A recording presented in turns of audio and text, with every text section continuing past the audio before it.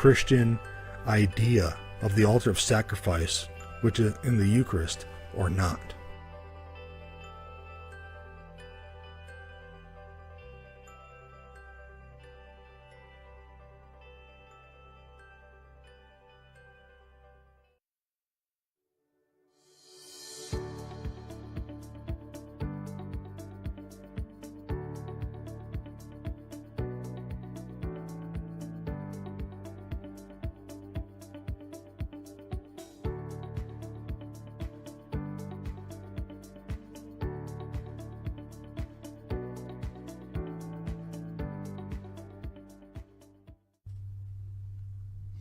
Welcome to the Fiat Ministry Show, episode 161. Welcome back. I've been taking a little break. A lot of busy stuff going on with Fiat, and I'm just really excited to do a show. First off, please like us on Facebook and subscribe to our YouTube channel. Also, you can join us on our YouTube channel, and we can do a monthly videos that are kind of premiere videos that only you will be able to see, kind of like Patreon. We'll also definitely promote that too. Patreon is something that we're building with Patrick Hart Ministry, Bill Snyder, and I know that he's very busy at this time. Happy Advent season to everyone, and I just want to just make sure if you can do any kind of help financially, we're always this takes time and some effort to get everything going, and but prayers are our number one thing, and we appreciate all the contacts and everything that we get, emails and everything. Really excited about this evening's guest. He was on Tony Agnesi's show on Fiat Ministry a couple weeks ago.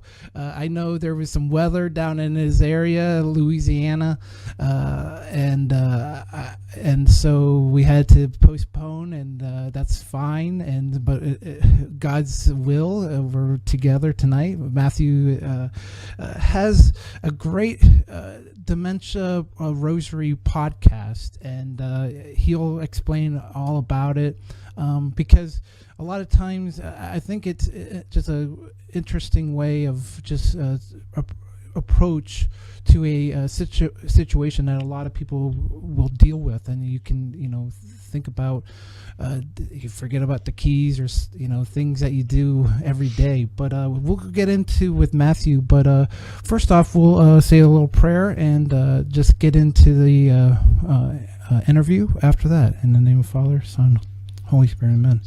Lord, thank you for this evening. Thank you for Matthew. Thank you for everyone that will be watching. Thank you for this time of Advent. Thank you for us to be able to wait for your Son, and just the excitement that we are that a new arrival, and just bless us with the words that you want us to say tonight, and to understand all different situations that we all have, that we deal with through our lives, and just to understand that you're always with us in any step of the way that might take us to the right path, but maybe in a different path that we would think of going. And just thank you again for Matthew for his time tonight, and everyone in the Fiat Ministry community. Thank you for all the blessings this year, and in the name of the Father, and the Son, and Holy Spirit, amen. Father, Son, Holy Spirit. Without further Amen. ado, I will bring on Matthew. How are you doing, Matthew? I'm doing well. Happy Advent, Kent. Happy Advent. I just want to ask you, as I ask all my guests, your kind of your Fiat, your a little bit of your background, but what helped you say yes? Or I know a lot of times in a person's lives, there's a lot of yeses that you have to go through, a daily yes. But if there's some highlights or things, especially with the projects that you're doing right now and how, you kind of got to where you're at in your faith journey, that would be great to hear about. Yeah. Thank you for asking. So I'm a cradle Catholic, and unfortunately, my story's probably all too familiar to you and other people who are watching us right now. But when I went off to college, it was, Mass was optional, and I did not really stay true to my Catholic upbringing. So I went to Catholic grammar school, Catholic high school, and then I was out in the world, and had to deal with that battle, which I didn't win, and it was so I always prayed.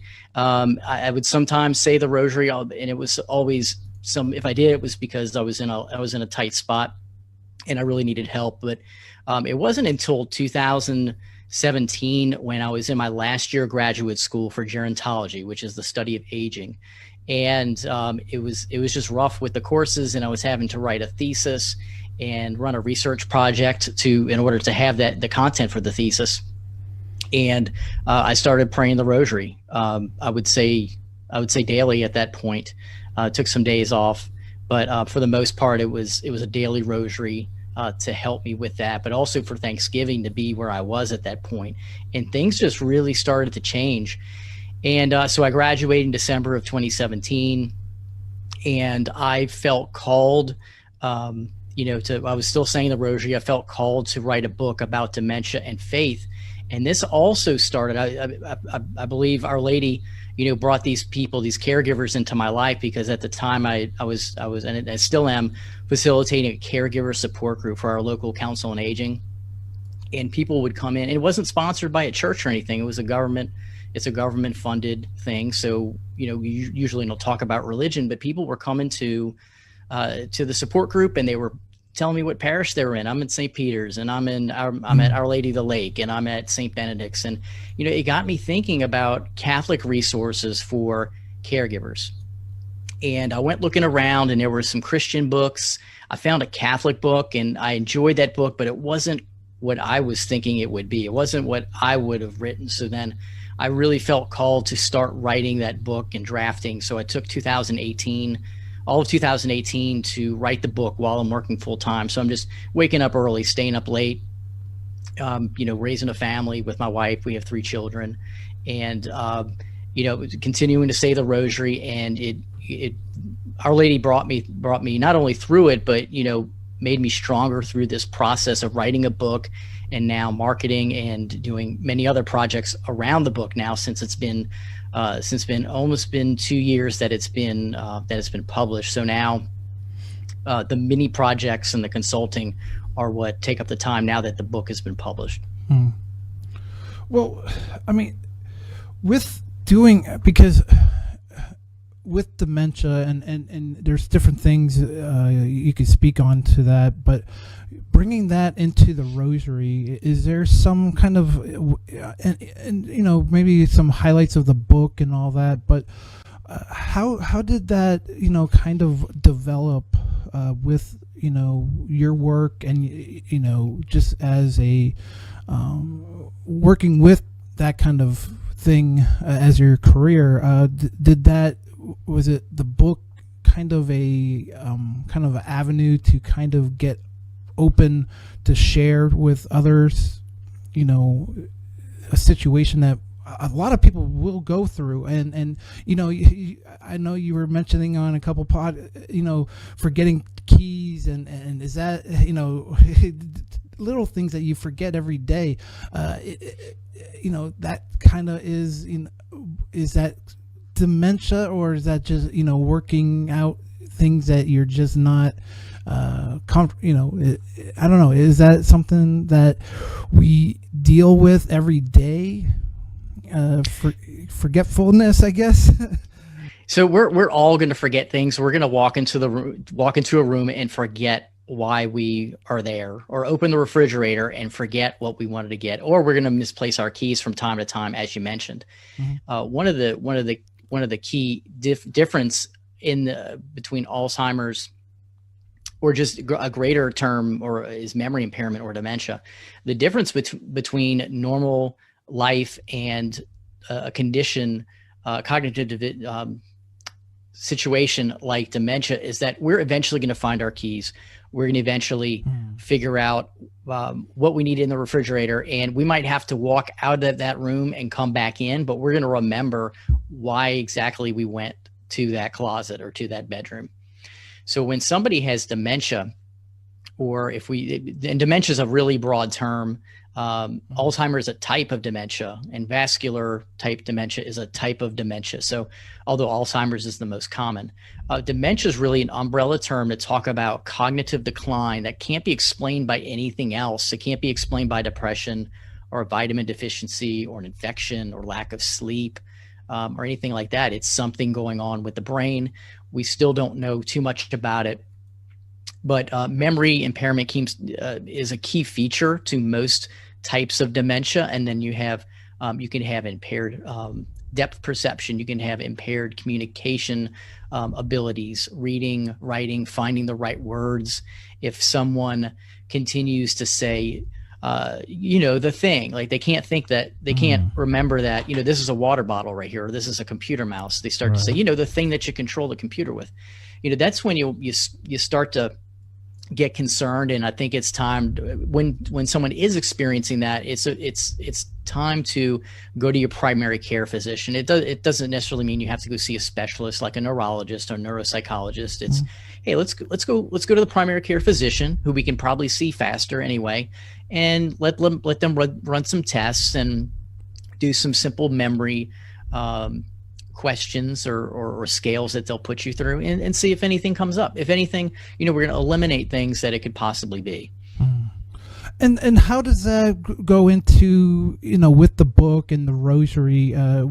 How did that kind of expand to the book and now the podcast that you're doing?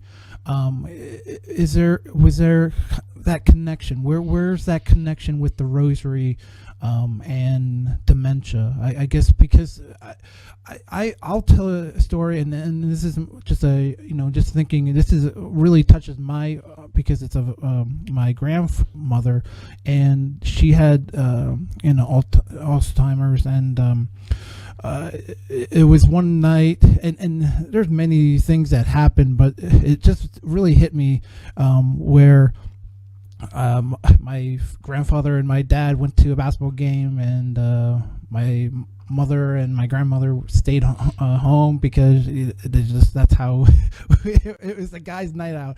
But to then, as we came back into the house, it was our house, and my grandmother just got really upset, and I've never seen her. She was the most peaceful, wonderful person and she just got so upset with my grandfather for leaving her, and I guess it was that situation. She was at that point of it was really setting in and all that, and it just was a really thing that I'll always remember. A sad memory, but it's a memory that says, okay, it's out there, and you have to watch out. It might be, is it something that, but you with the rosary, I think, just could you share just how that kind of started? Because I just wanted to share that, because that's since I've watched your podcast, I just wanted to say that to you. It's just one of those things that it just means something that for faith and a loving of someone in your family that you can't do anything for them. I mean, it's just something that you have no control. Kind of like you're saying, you still a lot of things to learn about this and try to figure out. But it's just. But I think, you know, hearing anything that you want to share about the book and bringing in the rosary, that would be great too. But I just wanted to share that with you. And it's just, I think a lot of the audience might go through that with family members and all that. It's just one of those things that is tough. Yeah. Thank you for sharing that about your family experience. Yeah, there's so many people that are out there right now listening that either have it in their family or they have a friend who their family has experienced it. So I'm sorry to hear about your family. My mother's father, so my grandfather, he was the one in the family that had some type of dementia. We don't know if it was Alzheimer's or Korsakoff syndrome from alcohol or what, but he forgot things, and his mood changed, and he escaped from a nursing facility at some point. But yeah, there are so many parallels between dementia and the rosary. And, it starts with Our Lady calling me personally to write it. I felt pulled to write this book to make a difference. And so it started with me saying the rosary. It started with, me answering her call to write the book. And one of the things that's very interesting is that with most of the dementias, most of the different types of dementia, long-term memory tends to stay intact. Everybody's different, but for the most part, long-term memory stays intact. It's short-term memory. It's people of recognized people of this decade or maybe a couple of decades back, where it gets cloudy and foggy. But Catholics who grew up saying the rosary, saying the Hail Mary, the Our Father, the Glory Be, the Fatima prayer, they tend to remember the prayers, and it tends to bring comfort. It's supernatural. It's the graces that come with saying the rosary, but it's also, and part of that's the familiarity of saying it over a lifetime. So it's very common to see in nursing homes or assisted living facilities for them to do a rosary daily, or to do it once a week. And they'll get a large crowd of people. And then if you consider what we learn when we say the four mysteries of the rosary, the joyful, the sorrowful, the luminous, the glorious, it's Jesus's life on beads.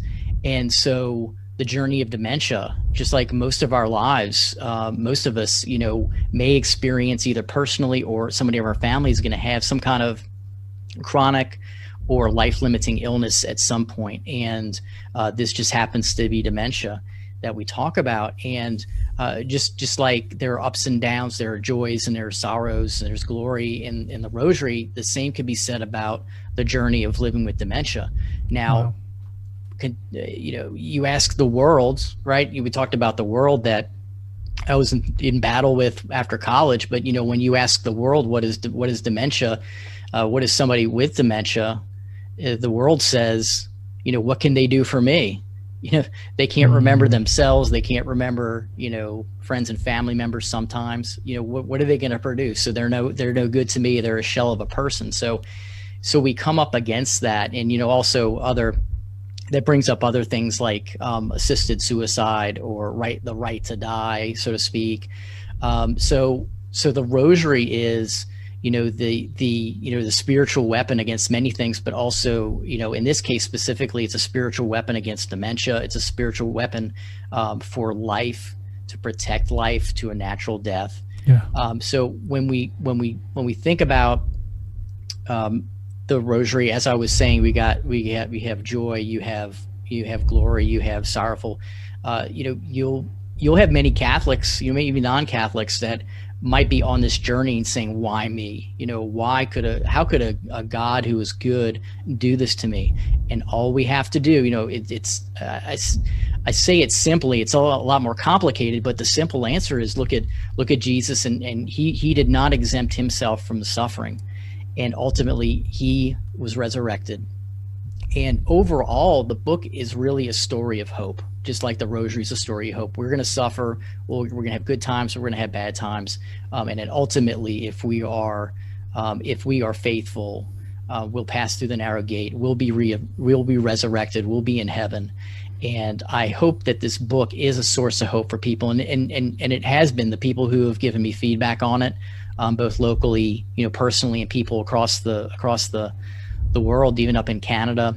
Mm-hmm. They've told me how much hope that it's given them, and it's very humble to I'm very humbled to hear things like that, because that's why I spent those late nights and the early mornings, and gave up some weekends to do that. It was all worth it. I'd do it. I don't know how I did it, except to say, point to Our Lady, to give me the words and the energy, but I don't know how. Besides that, I don't know how that I was able to do, and feel really blessed to be able to bring this in other content, other like the podcast and the blog and all that other kind of stuff. Well, and that's a great thing that you're sharing in the sense that, it's that, a thing that people go through. I mean, it's not just, it's a very, I don't know what the percentage of how many people actually have dementia, or what you would consider dementia in the sense of, but I mean, I've known people, and, just because it was in my family, I think I was kind of, I think that's the same, with, in the sense of cancer nowadays, of everybody has been affected by cancer in some aspect of, just living. Dementia's kind of in the sense, but I love how you share with the book and the rosary, and how, going through a situation, even if you're, taking care of someone that has dementia, or, even the person that's going through that, to do some kind of rosary, or to understand how the rosary is kind of that ups and downs of, Jesus' life. And, we have many ups and downs in our lives of, and to put that with dementia. But do you get, with the feedback that you're getting, are there some kind of top, 3 items that they're sharing, that they're kind of, their testimonies that they're sharing, or, what they're feeding back to you that really touch you? Like, is there anything that you would like to share on that? Because I think it's wonderful that you have, that avenue to, get that feedback, because I think we're all doing this for the glory of God, but to have that little feedback to say, you're, the tap on the shoulder, through just an email, through a comment, anything is great. But if you had any highlights, that would be great to hear. Yeah, you're right. Any feedback at all is such a blessing, and it's it's something you don't expect, and you don't do it for that, but when it happens, it's really special, and you don't forget them. It keeps you going. It gives you fuel for this journey that we're on in our Fiat. So recently, somebody who I didn't even so I've been corresponding with, and I've done some online virtual speaking for this organization, and I didn't realize that he had purchased the book for his mom. His mom was a caregiver for his father, who had some type of dementia, and his mom recently passed away. I want to say 2 months ago, and he told me that, he said, "I just want you to know how much of a difference the book made for my mom." And I was picking up her stuff the other day, and one of your business cards was her bookmark in her Bible. And I was just, that just, hit me right in the heart, which was, that was, gosh, it's hard to, it's like you're watching a movie sometimes. And it was such a cool thing to hear. Yeah. And I couldn't even dream of, sketching that out myself, 3 years ago. Yeah. And then Here locally, a friend's husband. So I'm 44, and her husband, who was 44, he had been living with dementia, a very rare type, and they still don't know what type it was, dementia. And she would read the book to him, and the way he put it, he said that he didn't feel as alone anymore, or at least together they didn't feel alone, because wow, here's this book, and it's talking about friends and family, some friends and family scattering, not coming around anymore, which is very common. So when they read something like that's in the book, it gives them a sense of validation, and that, wow, this isn't just me. I'm not, and I'm not strange in this situation. This happens to a lot. It's very unfortunate. It just happens to a lot of people. But it's the validation. It's the the hope that it offers people. And when it's something specific, like like a business card as a bookmark in a Bible, that's very special. Yeah. I love that story. That's great. Do you have anything with the podcast and everything that you're doing with the blog and everything on the side of that that you would like to promote? Is there anything coming up? I know it is the Advent season coming up to Christmas, so very busy time of year in many ways. A crazy year. I'm not going to get into that, but is there anything looking, on to 2021 as a new year and kind of start for fresh with your work? Yeah. I'm really excited to continue the education that I'm doing right now. So it was, I believe it was January this past year when I started the like a monthly interview and live rosary and the blog, and so we'll continue that. And so even April, I added some things. So as it stands now in December of 2020, I have a daily Facebook prayer and dementia tip on my Facebook page, which is at Dementia Rosary on Facebook. And then every Tuesday morning, which today's Tuesday. Yeah. So it came out this morning. There's a email newsletter that has some kind of original content. It might be some kind of graphic. It might be an article. It might be a podcast episode or a video. And then on a monthly basis, I interview and say a rosary with someone special in this field. And when I say in this field, it's sort of, it could be, it's where faith and dementia cross. So the types of guests that I've had, and you mentioned Tony Agnesi, he was we talked in November, published that in November, and this was the Thanksgiving rosary. So we talked about gratitude, and specifically on this journey of dementia, when it can be, so difficult. Like, many people might think, how can you be grateful, or how can you find things to be grateful for when you and your family are impacted by this, this terrible condition? But that's what Tony and I talked about, and he was the right person for that. It was just a wonderful interview. And then other people that I've interviewed have been theologians. So that was in October, I believe, and physicians. So I'm also affiliated with mycatholicdoctor.com. And so we'll see people, me and other Catholic providers will see families with any condition. So there's OBGYNs, there's psychologists, there's primary care physicians. And I had a great interview with Tom Carroll. He's a palliative care physician and primary care physician up in New York. He's also president of his chapter of it's called the Finger Lakes chapter of the Catholic Medical Association. So we had a great conversation about the end of life conversation, and what does that mean in the Catholic context. So just awesome, rich conversations that I myself, find myself learning so much from. As I'm doing the interview, I'm visibly excited because they're just talking about great stuff that that couldn't come out of my mouth. It can only come out of these great guests. So I have in January. So I just recently interviewed a theologian who's at the Notre Dame Seminary here in New Orleans, Dr. Tom Neal. That will come out early January, so I'm really excited about that. He talked about his mother who had dementia. His father also did too, but more of the experiences with his mom, and actually how beautiful that transition was in her last days.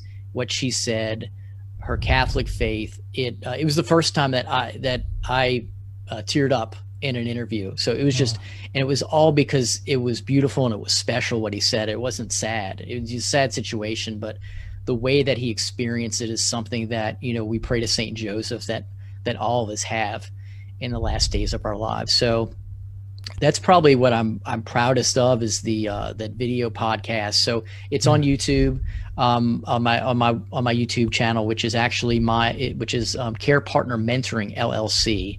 Yeah. Is the name of that one. But if you go to dementiarosary.com, that's the hub. You'll see the podcast, you'll see the YouTube, you'll see the blog, all that kind of stuff. So I'm really proud of the guests that I'm able to have on, because I learned so much, and I got to think that the audience is, and I'm excited about having my priest, the chaplain of our Latin Mass Society here in Covington, Louisiana.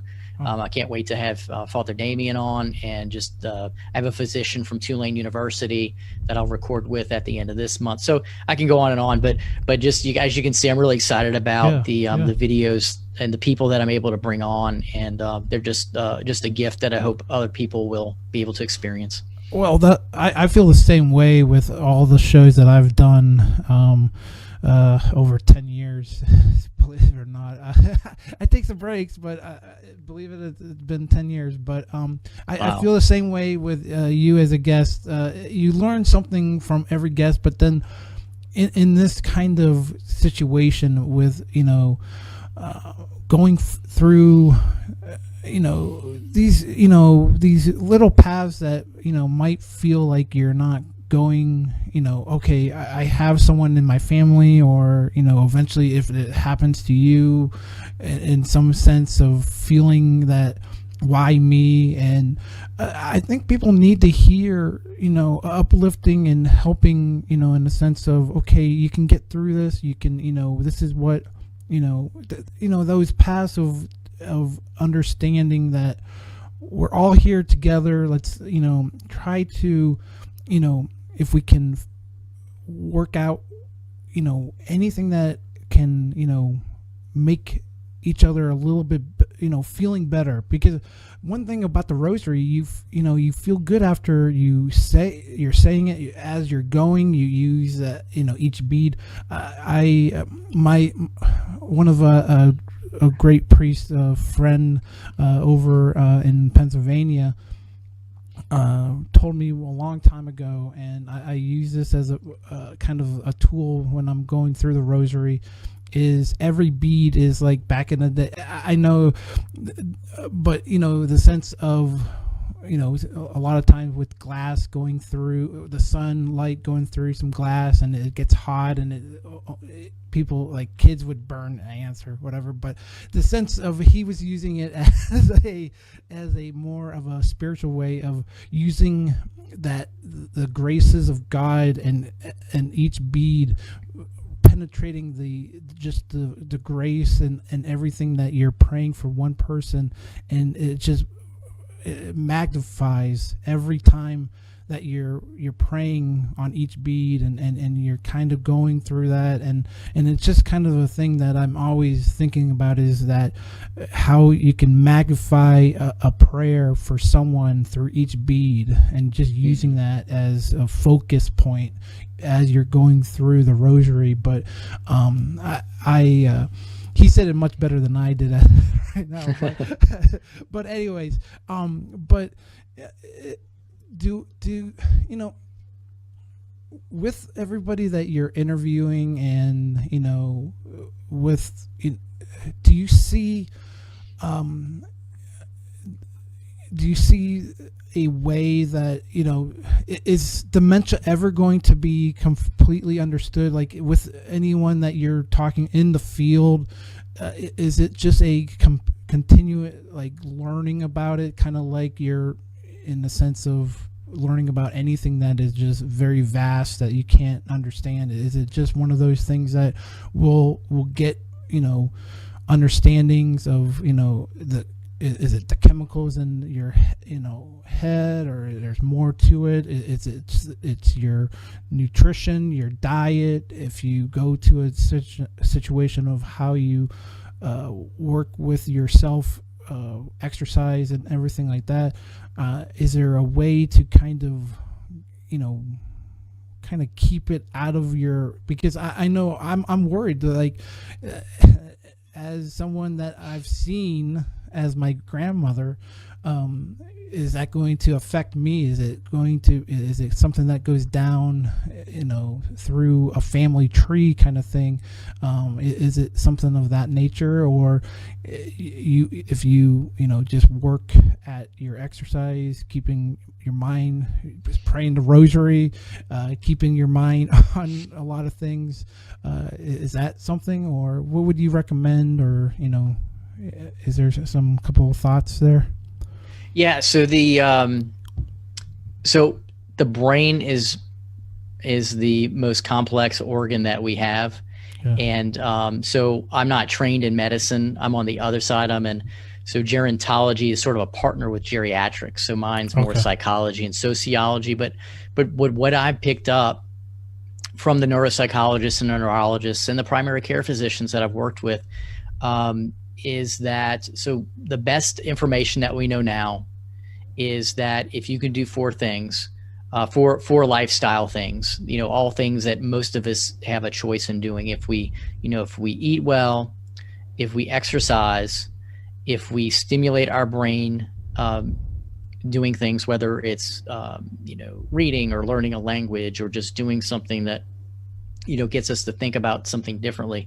And the fourth thing would be socialization, like staying active with social organizations, with our parish ministries, with other extracurriculars. So those four things, while there's not a huge amount of evidence behind them, that's sort of the contemporary thinking, and probably I would say our best bet in things that we can control, because we can't control our genetics, right?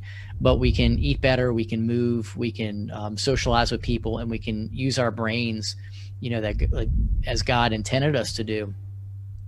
And what I like about that list of four things is that there is really no downside that I can think of to eating well. It doesn't, and someone might say, well, cost, but it doesn't always cost. It doesn't cost a lot necessarily to eat well. Now, most of it's, I think it's a cost of time, planning ahead to know where you're going to be, and having a meal that's, it's going to help you avoid fast food, and I know it's challenging if you're traveling, but that's just one example of the four, where if you put some time into, thinking about it, these are things that we can all do with little or no side effect to possibly prevent. And it's really the best thing that we have. And what I always say is, not only is there no or little to no negative side effect for those four things, but you're going to feel better anyway. If you're working out, even in a minimal way, if you're eating better, even in a minimal way, hanging out with people and learning things, life's generally good. It's going to be better than if you're not doing those things. Well, I totally agree with that, and thank you for that. Any final words? We're getting, and I didn't want to keep you all night, but I really appreciate, Matthew, your time, and just again, I think dementia it will affect most people in their lives, and to actually bring dementia and the rosary together, just a wonderful way of keeping active, and to really focus on Jesus's life, in the sense of going through. I love that scenario, looking at how a person that might be going through dementia, or yourself that helping a caregiver, going through that with someone, to take that time, that daily rosary, that we can really build on a love and life. I mean, because how I mean, so many people are praying the rosary right now. We just need more people, but to keep going. But if there's any final thoughts, I really appreciate your time, Matthew, and it was a really honor to have you on the show tonight. Thank you. It's been my pleasure, Kent, to be here with you, to be on Fiat Ministries. Just a few closing thoughts. One thing I wanted to, I didn't get to mention it when I was talking about dementia in general, is that it's not normal aging. So while we might all know somebody who's impacted by it, it's not inevitable that we're all going to get it if we live to a certain age. So we can not, definitely not this. We don't have to despair in thinking that it's going to happen just as a matter of aging. So that's not the case, thank goodness. I would also mention the rosary, that Our Lady of Fatima, she called us to say the rosary daily. So it's a privilege to have this platform, not just tonight, but just to have the dementia platform as a way of propagating Our Lady's rosary that was handed down, to St. Dominic. And so I encourage people to do that, to say the rosary themselves, even if it takes you all day. You space it out throughout the day, because people have different life situations and attention spans, and sometimes people maybe they need to pray for the desire to say the rosary. That would help them to do that. But however they get there, Our Lady wants them there. It's going to help them get to that spot where they are saying a rosary each day. Think about the 15 promises of the rosary, and in there are special graces for ourselves and our loved ones. And when we're going through any chronic illness, especially dementia, who couldn't, who would turn down signal graces, when we're trying to get through the day-to-day slogging of, or what could be day-to-day slogging of caregiving, because there are good days and then there are very challenging days. And then finally, just like we want to keep Fiat Ministries and you in all of our prayers. Please keep me in the ministry, this ministry for memory impairment, in your prayers. Tell people about it. Sure. I'm convinced, at least I hope, that if people, if there are Catholics out there that you share this ministry with, say, hey, there's a Catholic ministry for people who have memory impairment, like Alzheimer's and frontal temporal dementia. I'm hoping that if people go to the website and they see the content, I'm hoping that they're immediately hooked and see it as a source of practical education and also some hope. So I think it's just getting people to dementiarosary.com. It's getting people to, when they're there, to take a look at the preview of the book and look at the blog and check out some of the guests. So that's my hope. So if everybody could, help spread the word, sure, I would definitely appreciate that. And so one last thing is, when you're at that website, I collect prayers. So we have a dementia prayer wall at the website, dementiarosary.com. So you can go to that. You could add your prayer intention. You can use your first name. You can use your initials. You can make up a name. No one's going to see your email address, but people will see your prayer intentions, and I'll feature them on my Dementia Rosary Dailies. I'll ask people to visit and to pray for them. So you'll have a lot of people praying for you. So most of all, that's something else I'm really proud of, is that we have an opportunity, a privilege to pray for everyone in the audience that needs those prayers. That's wonderful. Thank you for that. And just thank you, Matthew, again for this evening. And again, the book, really dementia rosary.com is the place to go. That's the hub. Everything else you can find. We've been putting up with the podcast. You see the image. And just again, thank you. God bless you.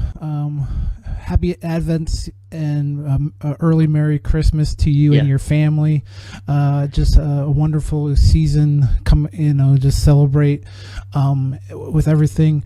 But to learn about this and to keep up with anything that is going on in anyone's family's lives of any kind of dementia, to talk to, please send any questions to Matthew. We'll, definitely, if you want to send them, but definitely go to dementiarosary.com, and, do the prayer wall and ask for your prayers right there. And I will again thank you, everybody. We'll be back. I'm hoping to go back in the next year. We're busy doing a lot of stuff on the site. I have a couple shows that we're working on producing, and I will be back. I know everybody, but we do appreciate everybody at Fiat Ministry Network, at Patchwork Heart Ministry. Everyone, we're in a team. We're all here together. Matthew too. I think it's a great with Tony too. It's just a great connection of great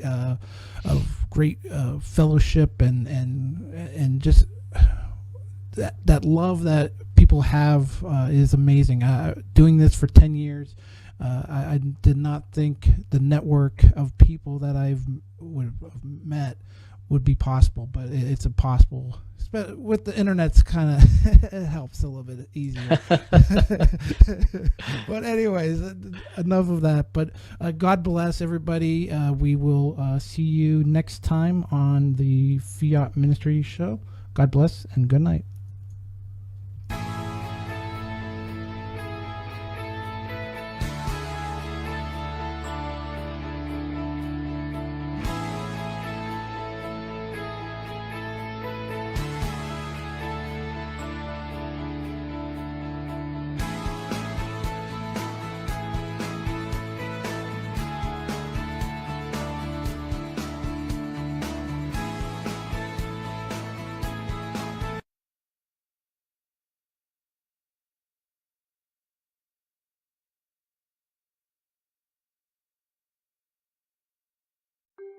The Shroud of Turin is one of the most researched and studied relics in church history, and profoundly impacts many who encounter its mystery.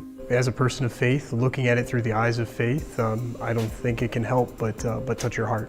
Something that we can look on not only to bolster our faith in those moments of weakness, but also to deepen our faith and our appreciation, our intimacy with Christ. Join Fiat Ministry Network and Patchwork Heart Ministry as they examine the science of the shroud through the lens of faith. Really interesting scientific information that we didn't know about, like the pollen from all the different regions of the world. As the shroud traveled around, it picked that up. Some of the mites, things like that was really interesting to me. I mean, this made you really want to believe it a lot more. It's impressive. Like, humanly, I don't think that is another level of love. It's not I'm like, oh, I love you, I'll give you a chocolate. No. I'm giving you more than my life. I'm giving you my suffering. Asking both experts and disciples, who do you say I am? As far as who the man of the shroud is, I, as a person of faith and kind of reviewing the evidence there, it seems that a convincing argument can be made that it's Jesus of Nazareth. Visit patchworkheart.org/shroud to learn more and get exclusive behind-the-scenes updates for your support.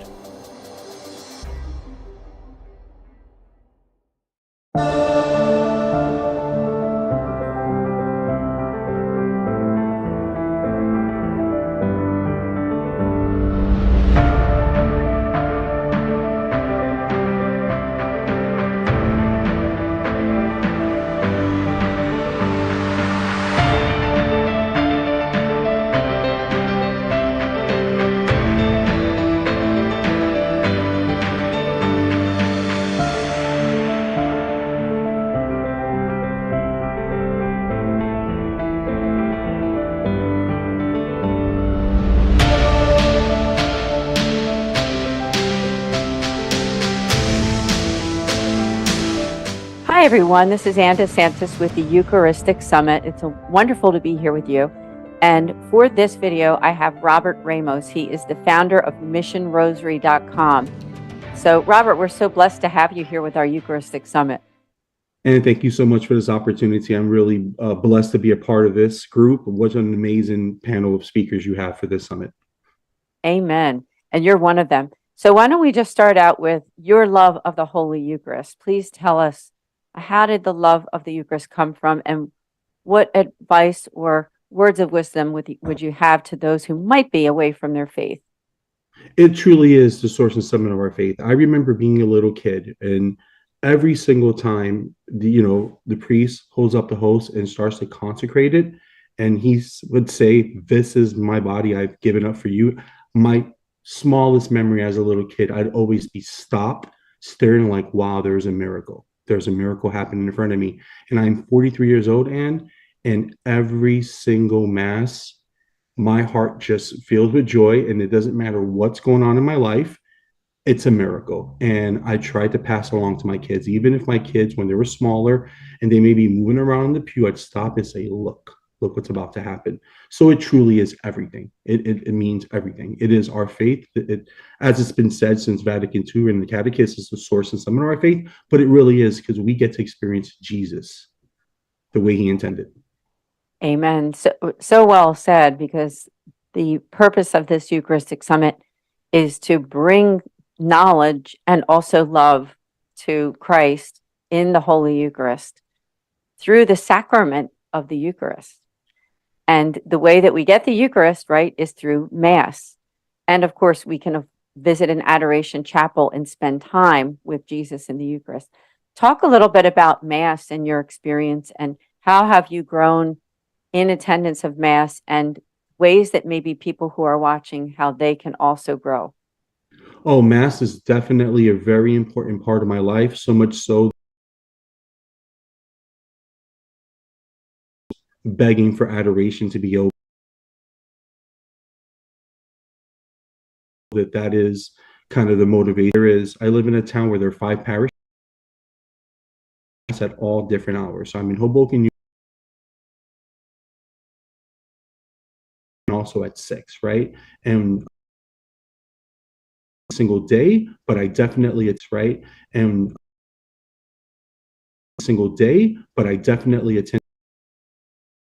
as well as obviously Sundays and holy days of obligation.